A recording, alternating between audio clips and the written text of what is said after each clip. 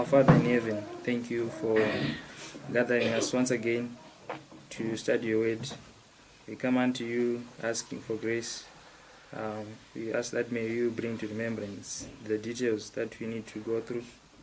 We pray that may you continue to pour out your Spirit around us, upon us during this blessed Sabbath.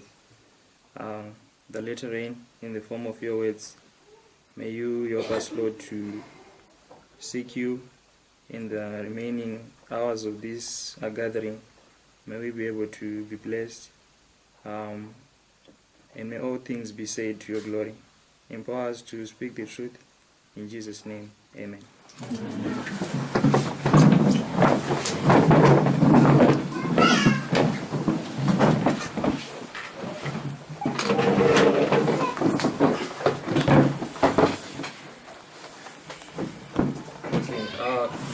Good afternoon, everyone. Good afternoon. We are continuing on with the book of Joel.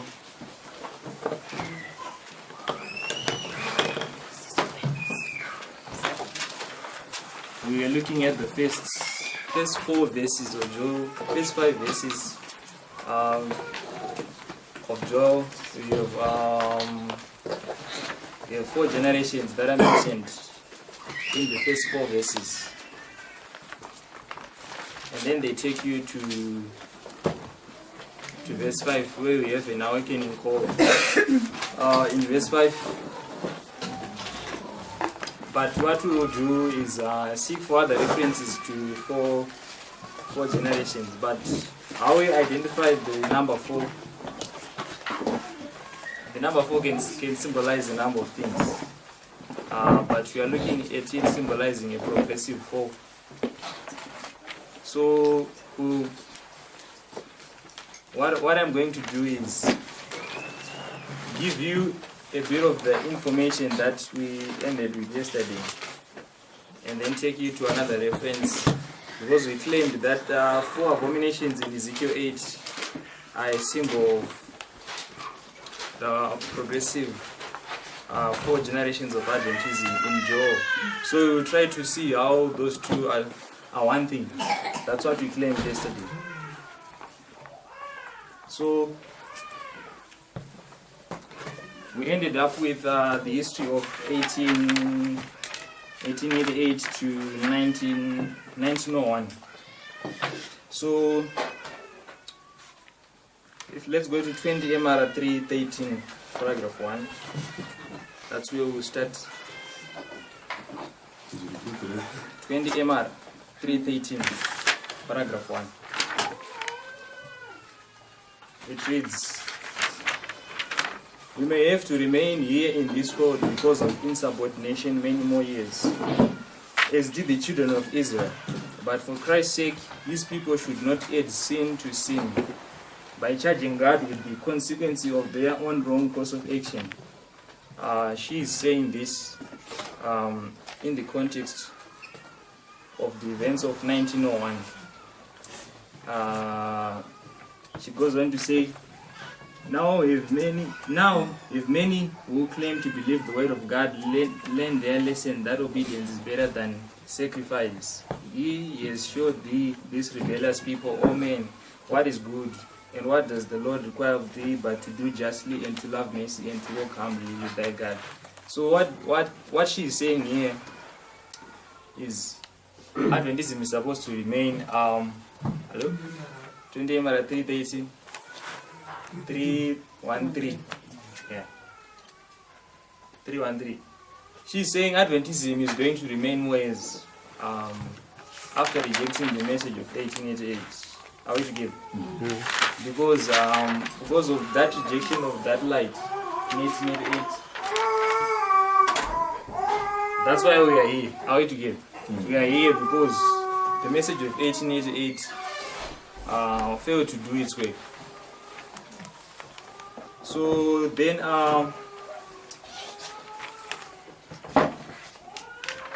she began to address kingly power in 1901. Let's try to see how that was referenced. But before I got there, I think I need to reference something. Review and Herald, March 18, 1884.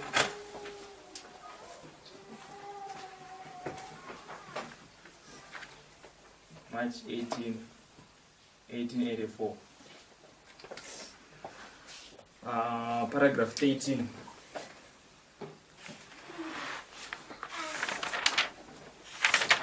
So it reads, Review and Herald, March 18, 1884, paragraph 13. Here is a lesson for ministers and others who are laboring for the salvation of souls. Those who believe that we have the truth, that God has made us the depositaries of His law, should manifest the same earnestness and zeal that characterized Nehemiah. If ministers are inactive and irresolute, destitute of godly zeal, what can be expected of those to whom they minister? In some instances, they may rise above the moral level of their teachers, but not often. So this quotation is saying, what's not often? What's not often is the church having a religious experience that is above its ministers. Are we together? She is saying if the ministers set a certain standard for the church, it's really the case that the congregation is going to excel more than its ministers. So generally what you are having in this history is ministers who are rejecting truth. Are we together? So as a consequence, what do you expect to the church? The same thing. Because the ministers are going into apostasy. Various doctrines of error are being introduced. Some are rejecting the sanctuary, some are introducing pantheism and so forth. So that means you are now going into progressive rejection of truth, or of spiritualism, if you want to put it in terms of Ezekiel. Are we together?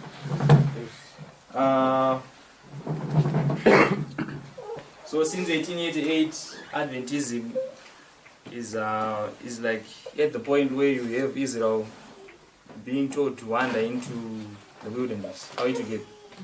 Because they have rejected to enter the glorious land. They have rejected this message in 1888, which was an attempt to empower the third angel's message. Therefore, they are doomed to wander into the wilderness. So that's what happened to Adventism as well in 1888. Now we go to the issue of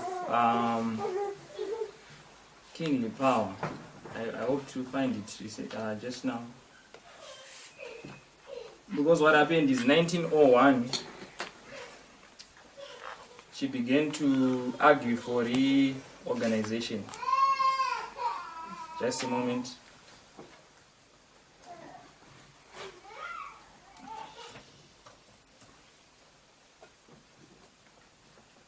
Yes. Because she came back from Australia in 1901. She went there in 1891, she is in Australia. Then after 10 years, she is back from Australia to attend a GC conference. Now this is what I'm going to read for you, but we will not have this reference. It says this.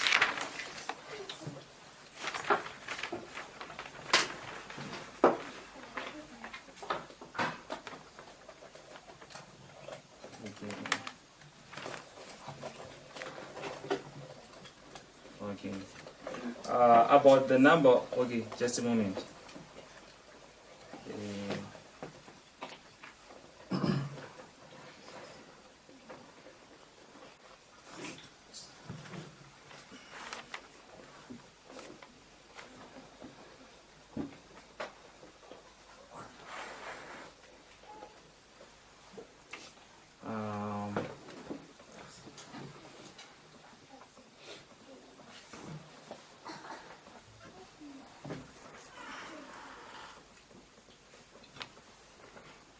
Oh, yeah.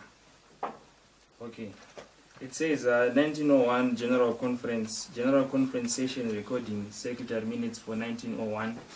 about the number of 25 members and the General Conference President. 1901 changes of structure and organization of the SDA Church. Ellen G. White is arguing for reorganization. I don't have a proper reference to this, but what is happening is she is arguing that there is kingly power that is happening in the church. So she is saying, let's remove this structure of having one man to bear the burdens of the church. Are we together? And lay it upon a group of people. So they select about 25 members to work as a committee that is at the head of the church. But what happens is in 1903, if I get a reference for this properly, I'll give you. In 1903, they put back that structure of having a president. How are you together? Because they are against what Sister White is suggesting. They put back that structure of having a king or a president over the church. So we'll continue on. I think I found it here. It says 1901 Bible Conference, Battle Creek. Many important changes in the organization of the church are decided. 25 members shall constitute the GC board with the necessity of without the necessity of a president. And then 1902 February 18, the sanitarium Battle Creek bans. 1902 the sanitarium bans in February, I think. But also the publishing house bans in the same year. You have two structures of the church burning down. If you read the history associated with that, it's because of rejecting the counsel that Sister White was suggesting. Both to those who were leading the publishing work and those who were leading the youth work, those buildings, they fall. 1902. Then when you get to 1919, it says this. Washington Bible Conference, also Bible History Teachers Council Convention in the evening during the Bible Conference, dealing with the problem of the nature of inspiration. Prescott is the main speaker in 1919, and then it says Christocentric approach of Adventist theology. What that means is, when they are saying Christocentric approach, it's referring to a message that does not have anything to do with prophecy. How are you together? It's just a message that does not have anything to do with prophecy, or it's taking away the prophecies from the. You see these charts. It's taking away everything. All the prophetic symbolisms are taken out, and then his views, meaning the views of Prescott, they are compiled into a book called the Doctrine of Christ. You are in 1919 now. There is a book called the Doctrine of Christ. Why is it called the Doctrine of Christ? That's the Christocentric approach to Adventism that we are talking about. Why is it that you don't hear any more prophetic messages in Adventism? Right now, if someone preaches prophecy, it's once in a while, right?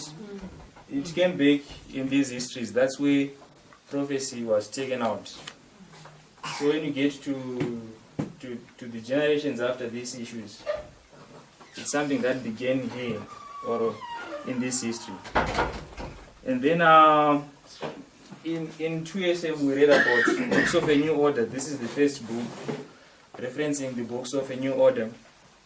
And then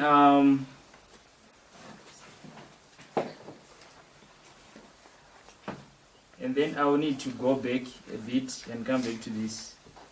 We have to go to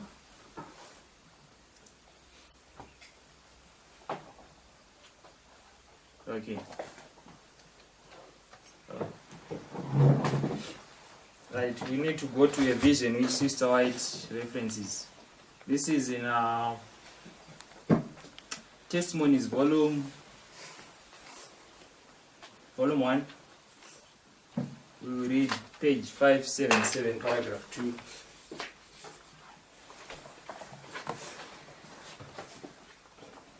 One testimony is 577, paragraph 2. It's a dream. It's a dream that she's addressing. It says, that night I dreamed that I was in Beto Creek. If you go into the middle of that quote, I dreamed that I was in Beto Creek looking out from the side glass at the door and saw a company marching up to the house 2 and 2. They looked stern and determined. I knew them well and turned to open the parlor door to receive them, but thought I would look again. The scene was changed. The company now presented the appearance of a Catholic procession. One boy in his hand a cross, another a reed. And as they approached, the one carrying a reed made a circle around the house, saying 3 times, "This house is proscribed. The goods must be confiscated. They have spoken against our holy order." Paragraph 2. Terror seized me, and I ran through the house out of the north door and found myself in the midst of a company, some of whom I knew, but I dared not speak a word to them for fear of being betrayed. I tried to seek a retired spot where I might weep and pray without meeting eager, inquisitive eyes wherever I turned. I repeated frequently, if I could only understand this, if they would tell me what I have said or what I have done. Now, these goods which get prescribed, I'll argue to you that it's a fulfillment of how the estate ceases to be a separate entity from, in terms of working as a para-church entity. Are you together? What it means is, before, they say it's in the 1930s, that's what they say. When the estate gets taken over, are we together? Gets taken over to be controlled by the General Conference. Yeah, it's in the 3rd generation, but when she dies, it's 1950, but it's not until after some distance. They wanted some distance between these events. And when that distance is created, then they take over the goods. The goods being referred to, it's referring to the estate, LNG White Estate. It's taken from Elms Haven to the General Conference. Are we together? Then they begin to have some form of influence, because if you read those who comment about this, they say that there were 2 sources of influence which were coming upon the church: the influence from the estate and the influence from the General Conference. So there was this struggle for power that was going on. So when they take this, then they can be able to do whatever they can or they want. Now you are in this is the 2nd generation up to this, and then you get to the 3rd generation. So what we'll do is this. We'll just read some of the things that take place. In 1907, back here, A.J. Daniels is beginning to argue for accreditation. That is, the Adventist schools begin to seek for accreditation in order to have some nickel when they are viewed in the eyes of the world. Are we together? So that when we compete with those who are in other schools, we can be treated as having the same qualifications. So accreditation comes into the story in this time period. By the time you get to the 1930s, you also see others arguing for accreditation of Adventist schools. So what I'll do is I'll just give you the years for this, because if I try to read everything here, I won't be able to do it. So Then what happens is also in 1932, this is what happens. The GC votes to have a church manual. 1932. You are in this history, in the third generation.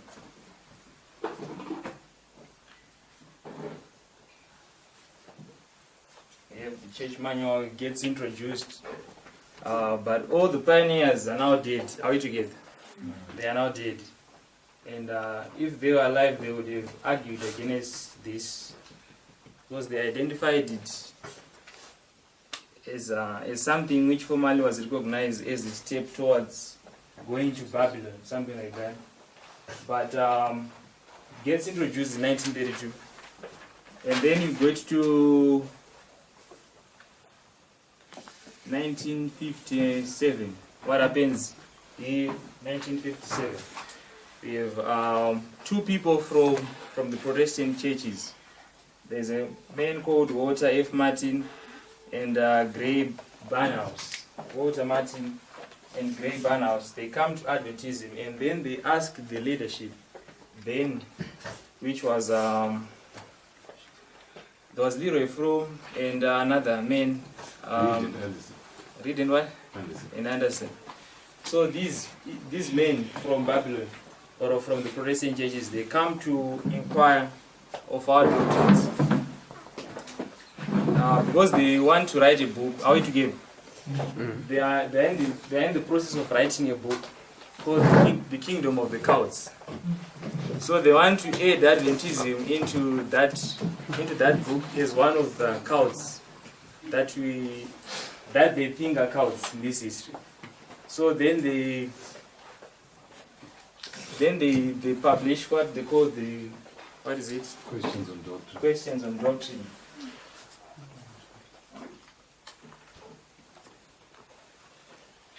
Which is another book of a new order. The reason why it gets published is because they are trying to appear as fairly as the same as the Protestants, so as not to be included into the cults in this history. But what we do now is we'll try to go into the Bible to see how this history was a fulfillment of prophecy. Are we together? Hello? So the book Questions on Doctrine is written by the leaders of the church in response to what Walter Martin and the other guys are saying. So they are coming to say, guys, we're going to include you in the cult list, prove that you're not cults. Yes. So the guys begin writing the book Questions on Doctrine to prove to the Protestants that we are not cults. Yes. Oh. And just to make a connecting link, to make it relevant to today, that book, Questions on Doctrine, is the basis for the book today. That's first it was 27 fundamental beliefs, but now it's the 28 fundamental beliefs. 29. It's not 29. Sorry. SDA belief. You know that book. The basis of that book is Questions on Doctrine. That's where its material is derived from. I had forgotten something. In 1932, also you have the first seminary for theology being introduced, where you have people whom you refer to as the pastors that feed the flock, right? Are we together? What I'm saying is you have the introduction of the seminaries, right? Yeah. It says it was necessary to upgrade the church's educational system, and it was voted to establish a theological seminary. All right, let's try to go to the Bible now, because historical events are said before the people as a what? As a fulfillment of prophecy. All right, so we'll begin in Judges 2. Verse 7, it says this, and the people served the Lord all the days of Joshua and all the days of the elders that outlived Joshua. We had seen all the great works of the Lord that he did for Israel. And Joshua the son of Nun, the servant of the Lord, died being 110 years old, And they buried him in the border of his inheritance. And verse 10, and also that generation were gathered unto their fathers. And there arose another generation after them, which knew not the Lord, nor yet the works which he had done for Israel. Are we together? So after the death of Joshua, what happens?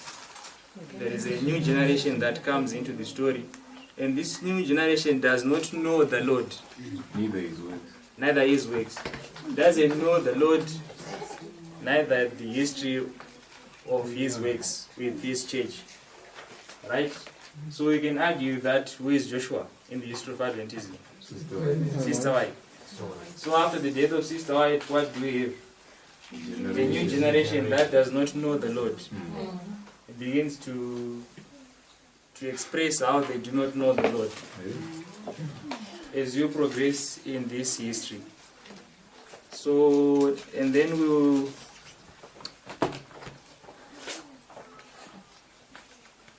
need to read some things here.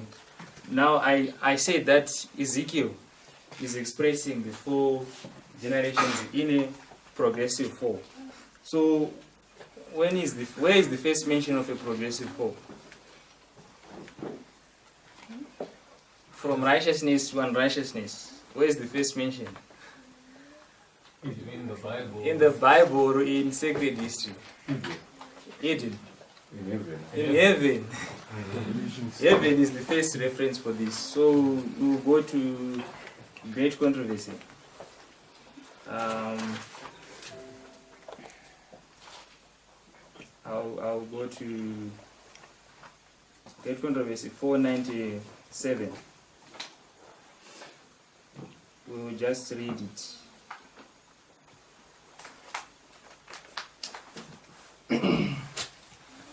Are you there now? 497, paragraph 1. It's an explanation of the fall of Lucifer. It says this: God in his wisdom permitted Satan to carry forward his work until the spirit of disaffection ripened into active revolt. Actually, I'm supposed to... Just a moment. Going to my place. 494, paragraph 2. That's where we will start. Lucifer allowed jealousy of Christ to prevail, and he became the more determined. What was the first issue? Jealousy. And then from jealousy, the next statement says, pride in his own glory nourished the desire for supremacy. So there's jealousy, and then there's pride. The high honors conferred upon Lucifer were not appreciated as the gift of God and called forth no gratitude to the Creator. He gloried in his brightness and exaltation and aspired to be equal with God. He was beloved and reverenced by the heavenly host, etc. But if you continue on, it says, he was beloved and reverenced by the heavenly hosts. Angels delighted to execute his commands, and he was clothed with wisdom and glory above them all. Yet the Son of God was the acknowledged sovereign of heaven, one in power and authority with the Father. In all the counsels of God, Christ was a participant, while Lucifer was not permitted thus to enter into the divine purposes. Why questioned this mighty angel? Should Christ have the supremacy, why is he thus honored above Lucifer? So that's the issue, jealousy first. Then, leaving his place in the immediate presence of God, Lucifer went forth to diffuse the spirit of discontent among angels, right? His first issue is jealousy against Christ. Then he is now going into spiritualism. He went forth to diffuse the spirit of discontent, working with mysterious secrecy and for a time concealing his real purpose under an appearance of reverence for God. He endeavored to excite disaffection concerning the laws that govern heavenly beings, intimating that they imposed an unnecessary restraint since their natures were holy. He urged that the angels should obey the dictates of their own will. He sought to create sympathy for himself by representing that God had dealt unjustly with him in bestowing supreme honor upon Christ. He claimed that in aspiring to greater power and honor, he was not aiming at self-exaltation but was seeking to secure liberty for all the inhabitants of heaven. that by this means they might attain to a higher state of existence. God in his great mercy bore along with Lucifer. He was not immediately degraded from his exalted station when he first indulged the spirit of discontent, or even when he began to present his false claims before the loyal angels. Long was he retained in heaven. Again and again he was offered pardon on condition of repentance and submission. Such efforts as only infinite love and wisdom could devise were made him of his era. The spirit of discontent had never before been known in heaven. Lucifer himself did not at first see whither he was drifting. He did not understand the real nature of his feelings. Then if you go to the bottom, it will say, but pride forbade him to submit. He persistently defended his own cause because God was calling him to stop what he was doing, but pride forbade him to submit. He persistently defended his own cause. All the powers of his mastermind were now bent to the work of deception to secure the sympathy of the angels that had been under his command. Even the fact that Christ had warned and cancelled him was perverted to serve his treacherous designs. Then if you go to the next sentence, from misrepresentation of the words of Christ, he passed to prevarication and direct falsehood, accusing the Son of God of a design to humiliate him before the inhabitants of heaven. He sought also to make a false issue between himself and the loyal angels.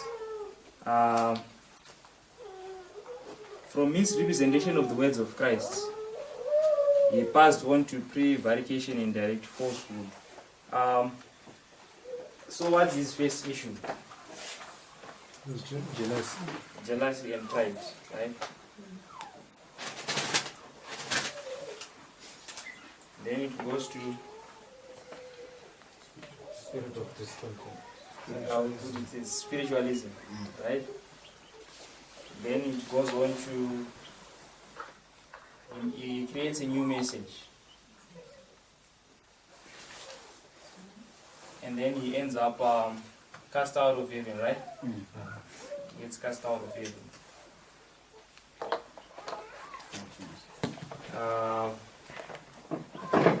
By misrepresenting the words of Christ, is it not a new message? It is. You can continue on reading this issue. And then if you go to page, this is now page 496, the first sentence says, all the powers of his mastermind were now bent to the work of deception to secure the sympathy of the angels that had been under his command. Then the next one, it's 497, paragraph 1. God in his wisdom permitted Satan to carry forward his work until the spirit of disaffection ripened into active revolt. So you can see how you feel is in this format. So when we get to Ezekiel 8, if you go to Ezekiel 8, you have how many abominations? 4. What's the first one? Image of jealousy. Followed by what? Secret chambers. Secret chambers. Secret chambers. Then Weeping for Tammuz. weeping for Tammuz. Then the last one, sun worship. Right? So what we are suggesting here is that what you have in Job is the fruit of the progressive fall in Ezekiel 8. Are we together? Before you get to people bowing down to the sun, at the sun below, they would have gone through these progressive steps until they bow down to the sun. Now we'll try to bring these things together.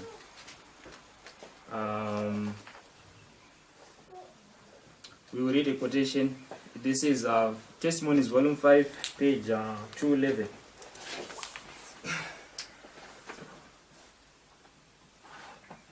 This is what it says, paragraph 1. It says, the class who do not feel grieved over their own spiritual declension, nor mourn over the sins of others, will be left without the seal of God. Which chapter is this commenting upon? The seal of God. The seal of God, Ezekiel chapter 9. She's saying that those who do not feel grieved over the sins of others, nor over the sins of their own, they cannot have the seal of God. Then she goes to the next paragraph. She says, we see that the church, the Lord's sanctuary, was the first to feel the stroke of the wrath of God. So what's Jerusalem in Ezekiel 9? Church. It's the church. It's God's church. So what if you combine these two? And Ezekiel chapter 8 to Ezekiel chapter 12 is one vision. Are we together? So in Ezekiel chapter 8, it's another experience of God's people in the church. But Ezekiel 9 is another experience of God's people in the same church. So there is people who are going through a progressive fall, but there's a people who are going through the ceiling, the same church. If we agree that the Bible is speaking more for our time, are we together? Mm-hmm. Right. So now the first issue had to do with the image of jealousy. Now I don't know how I can easily tackle this, but what we'll do is to identify the image of jealousy, the secret chambers, etc. We will go to some references for this. I'll do this in the form of questions. Just a moment.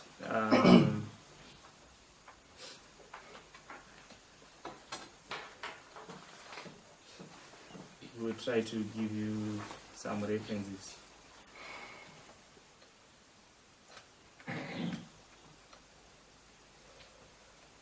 Okay.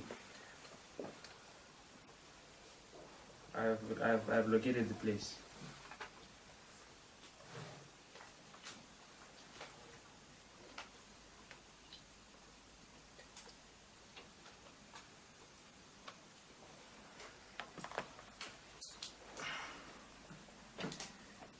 Okay. Ancient Israel is a type of what?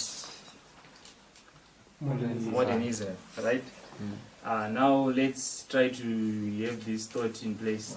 Hosea 11 verse 1. Hosea 11 verse 1.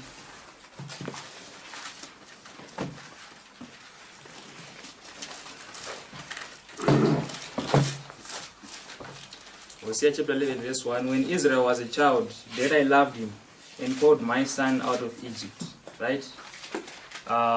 Was Israel called out of Egypt?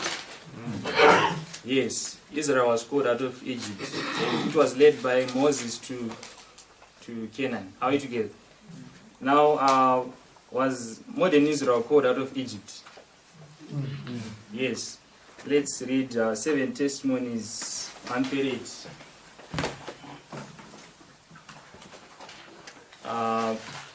Page 1, paragraph 2. 70, 138, paragraph 2. 7th-day Adventists have been chosen by God as a peculiar people separate from the world. What's the world? Egypt. By the great cleaver of truth, he has cut them out from the quarry of the world and brought them into connection with himself. He has made them his representatives and has called them to be ambassadors for him in the last work of salvation. The greatest wealth of truth ever entrusted to mortals, the most solemn and fearful warnings ever sent by God to men, have been committed to them to be given to the world. Right?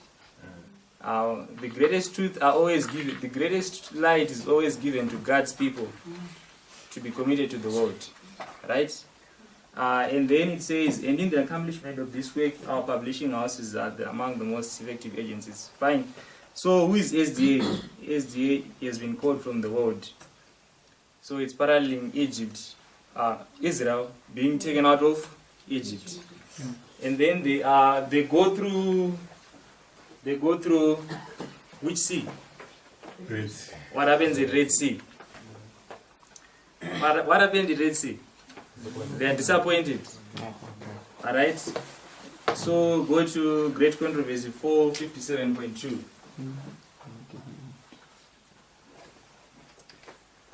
It says this, the history of ancient Israel is a striking illustration of the past experience of the Adventist body God led his people in the Advent movement, even as he led the children of Israel from Egypt. Right?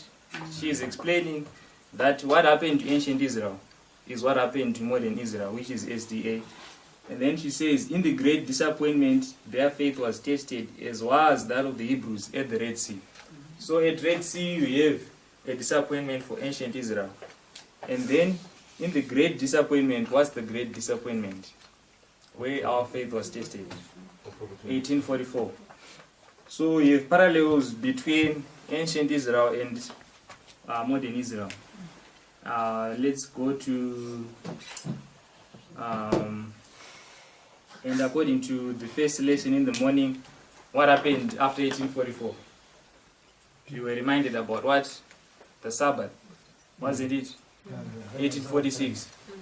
And that's what happened also after Red Sea. They are told to remember the Sabbath. Are we together?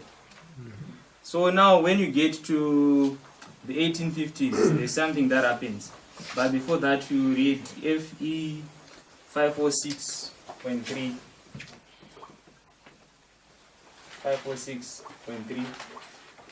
It says 543.6. 543.6. Yes, 543.6. 50. 506.3. It's 506.3. 506.3. And 4 as well. It says, and all the people answered together and said, all that the Lord has spoken will do. And Moses returned the words of the people unto the Lord. The next paragraph says, thus the children of Israel were what? Denominated as a special people. By a most solemn covenant, they were pledged to be true to God. They got denominated when they were given what? They were given the law, right? The 2 tables. Then they get denominated.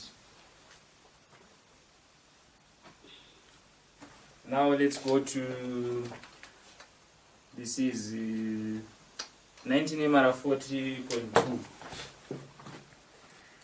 19 Emara 40.2.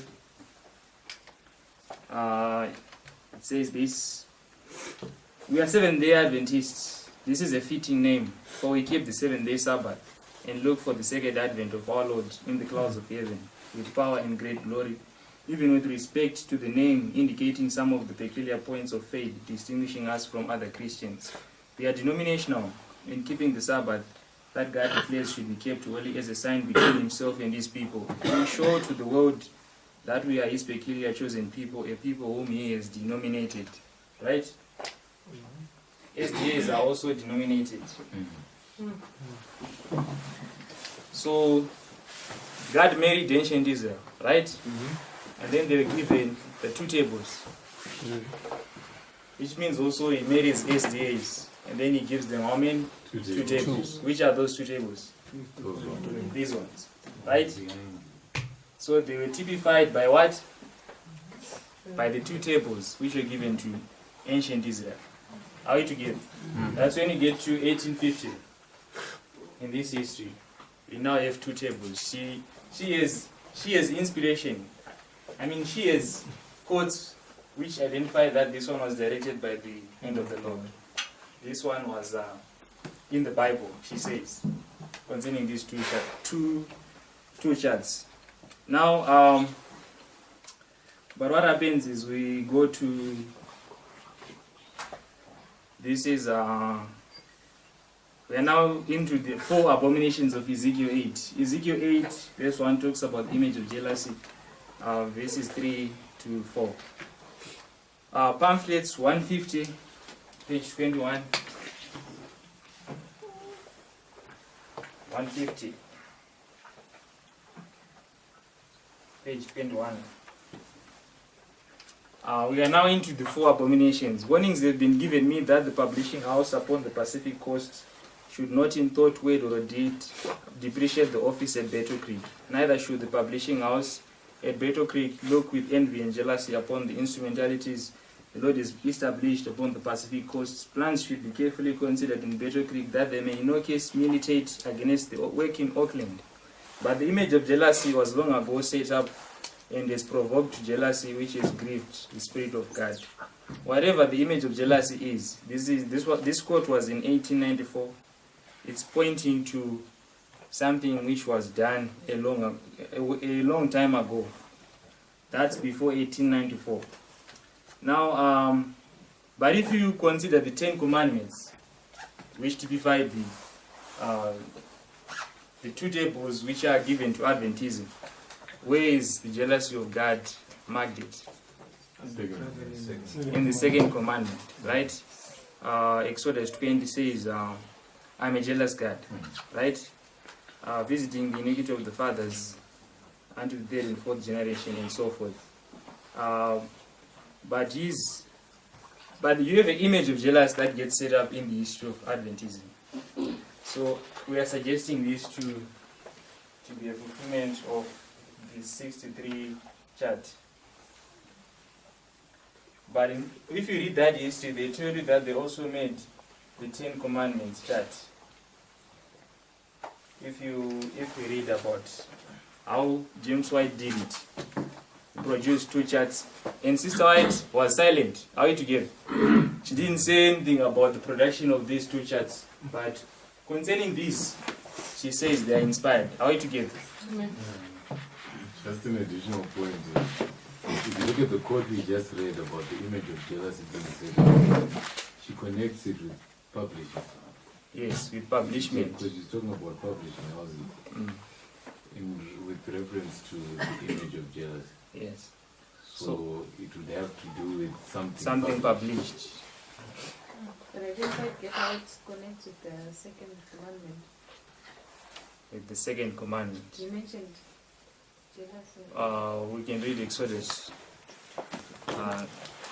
Exodus 20, this.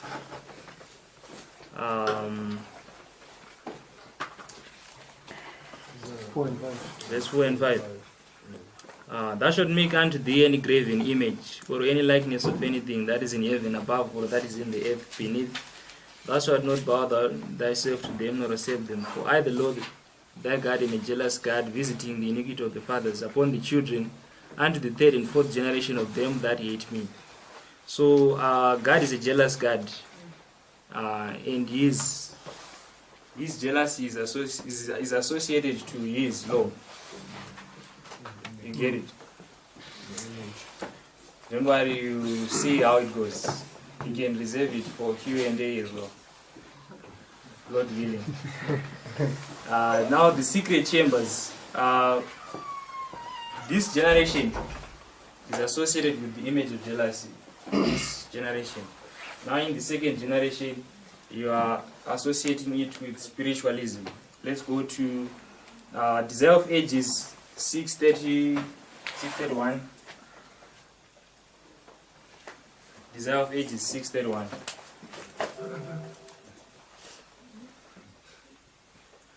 It says, I don't have a paragraph, sorry. But if you look around that area, it says, many false Christs shall rise and shall deceive many. False prophets did arise, deceiving the people, and leading great numbers into the desert. Magicians and sorcerers claiming miraculous power drew the people after them. Then if you jump, it says, this sign is given as a sign of the second advent. Even now false Christs and false prophets are showing signs and wonders to seduce his disciples. Do you not hear the cry, behold, he is in the desert? Have not thousands gone forth into the desert, hoping to find Christ? And from thousands of gatherings where men profess to hold communion with departed spirits, is not the call now heard, behold, he is in the secret chambers? So what's the secret chambers? It's spiritualism. From thousands of gatherings where men to profess to hold communion with departed spirits. Departed spirits have to do with spiritualism. So that's the secret chambers. But a biblical definition of this spiritualism, if you can go to 1 Samuel 15, verse 23, it says this, for rebellion is as the sin of what? Witchcraft. Witchcraft. and stubbornness. 1 Samuel 15, verse 23. Rebellion is as the sin of witchcraft. Right? Rebellion is as the sin of witchcraft. Who was being told these words? 1 Samuel 15, 23. So, what had Saul done? He had rejected the word of the Lord. Right? And he is being told that you are now a witch. Right? Why? Because spiritualism is setting your word above God's word. If you reject God's word, it's equal with rebellion. Or it's the same thing with spiritualism. Because thou hast rejected the word of the Lord has rejected thee. Now when you get to another even more deeper symbol, the weeping for Tammuz.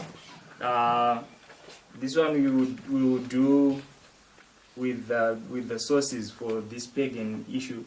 It says the weeping ceremony was connected with agricultural rites. This is myths of Babylonia and Assyria. Corn deities, myths of Babylonia and Assyria. Page 83. I'll give you these notes if you want them. What do you say it was? Myths of Babylonia and Assyria. Yeah. It's talking about the weeping for Tammuz. It says, the weeping ceremony was connected with agricultural rites. Corn deities were weeping deities. They shed fertilizing tears, and the sowers simulated the sorrow of divine mourners when they cast seed into the soil to die, so that it might spring up as corn. This ancient custom, like many others, contributed to the poetic imagery of the Bible. They that sow in tears, they would say, shall reap in joy, and so forth. But what you just pick up from this issue is that during the time before winter, you have a pagan ceremony that is associated with weeping. Then they would shed their tears when they weep, right? And then they say that when the time for the spring to come, is it then corn deities were weeping deities. And then I'm failing out to remember how it was explained. But you know Easter, right? You know Easter. Easter, they say, is also associated with how Tammuz was worshipped, right? So when you get to the time before the manifestation of crops bearing fruit, before it, they would shed tears, symbolizing how the seed is going to receive these fertilizing tears. And then it will end up with Tammuz being reborn, because he would die the season before, and then when after people have done this ceremony, then he resurrects. That's what we now refer to as Easter. I don't remember how this was explained before, but the point is, from that weeping, then you would see Tammuz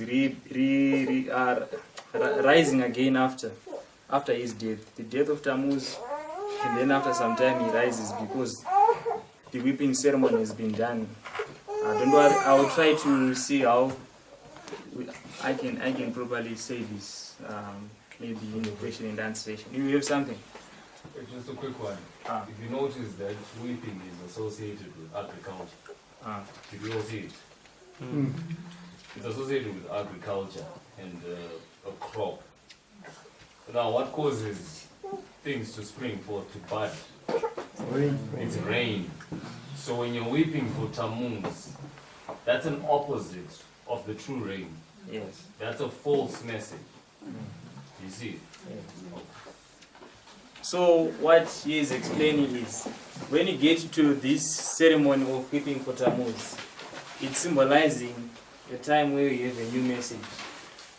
Then when you get to the bowing down to the sun, it's a symbol where you have, this is now the final fall, or active revolt, or the sun, the law, in the terms of our line. What do you want to say? And lastly, sorry for disturbing.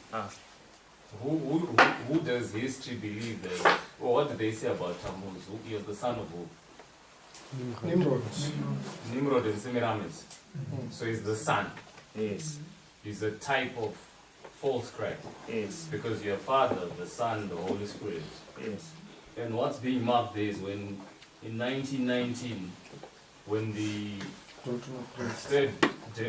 third generation arrives, and you have this doctrine of Christ, you have a new Christ introduced into Adventism, who is a false Christ, and not the true Christ.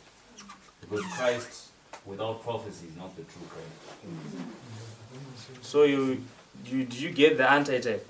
It's saying that in the history of Ezekiel 9, we have a false Christ. That's Tammuz reborn, or what we call as Easter. And then when you get to him being identified, that's in the history of Adventism. It's pointing to where we have a Christocentric approach to the gospel. The gospel that does not say anything about prophecy is a false Christ. Are we together? Yeah.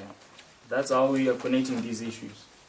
Now when you go into the sun worship, that's bowing down to the sun when you are facing to the east. So it's pointing to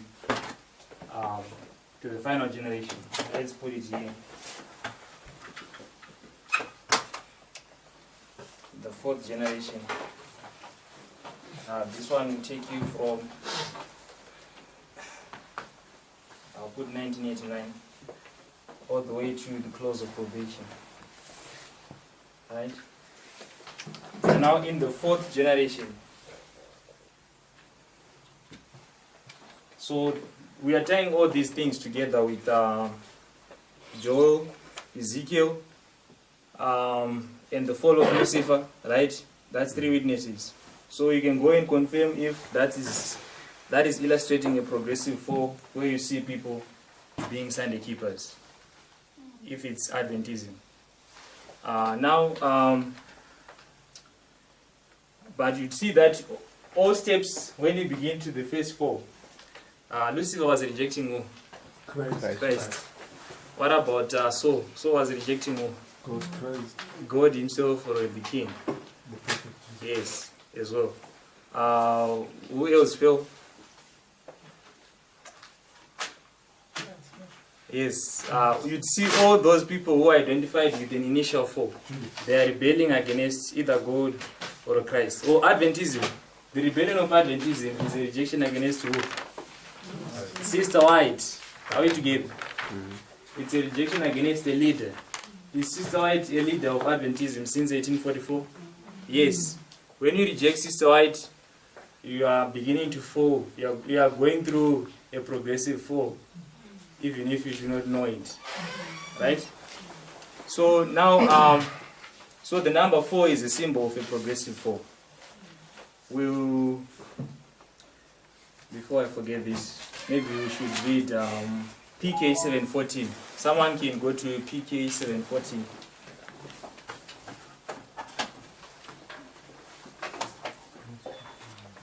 Prophets and Kings 714. You can read only the part which talks about the 1260 being a parallel of the 70.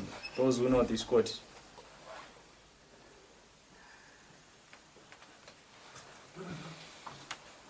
In 714 you find in between begins to talk about how God's people were carried into Babylon, etc.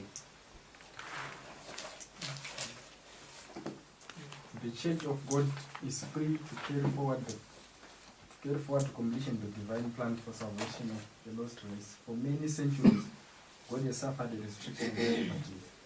The preaching of the gospel in spirit was published, and severest of penalties visited upon who dare to disobey mandates of men.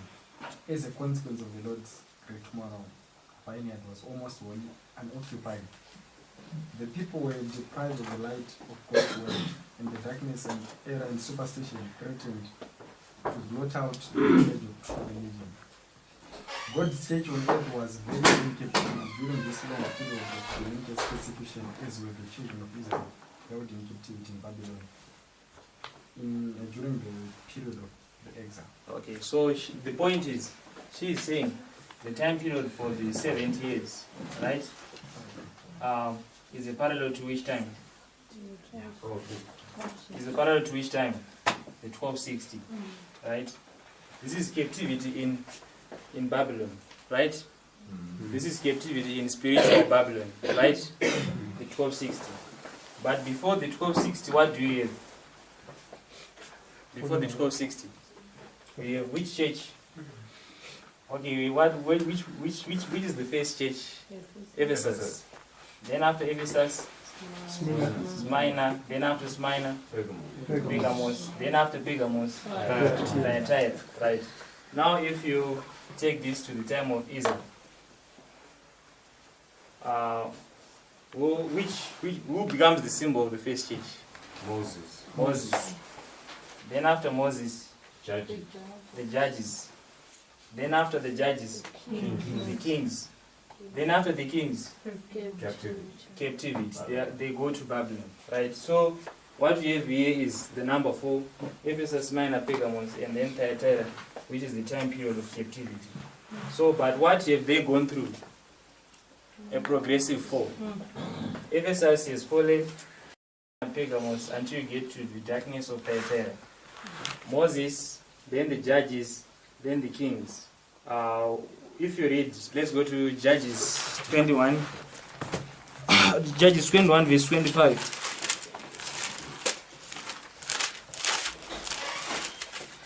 This is a nice summary of the book of Judges. Are we together?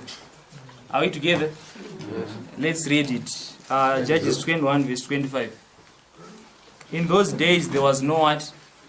No king, which means you are before the kings. And then what was happening? There was no king in Israel. Every man did that which was right in his own eyes. So you have people who are doing whatever they want to do in the time period of the judges.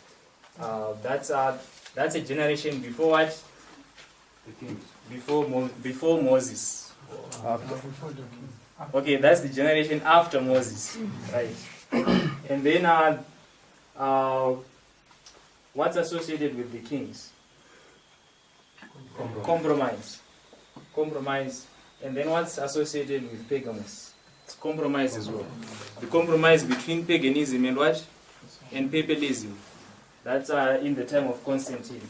And that is what prepared for the taking into captivity of 1260. So we have a progressive fall illustrated from Moses to the time period of the kings, and then they go into captivity. So the second generation of Adventism, Judges called the generation that does not know the Lord, right? And here it's a time where people begin to do what they want to do, right? Yeah. And then, which means the third generation, what do you have? Compromise. It's a progressive issue. In the third generation, that means, and we also see it in 1957. I told you about the kingdom of the cows, right? And then when we get to 1989, definitely we would see even more and more abominations. What does Ezekiel say in association with each abomination? He says, "Come and I will show you greater what? Abominations." Which means as you go through these generations, abominations will be continuing on to go deeper and deeper. And we read a quotation that the apostasy that we have in Adventism or in the church, Sister White says it's going to continue until the Lord shall descend from heaven with a shout. You remember that quotation? In other words, people once they are in this path, they are destined to perdition, right? So now we'll try to go back to Job and see the conclusion. Let's go back to Job chapter 1.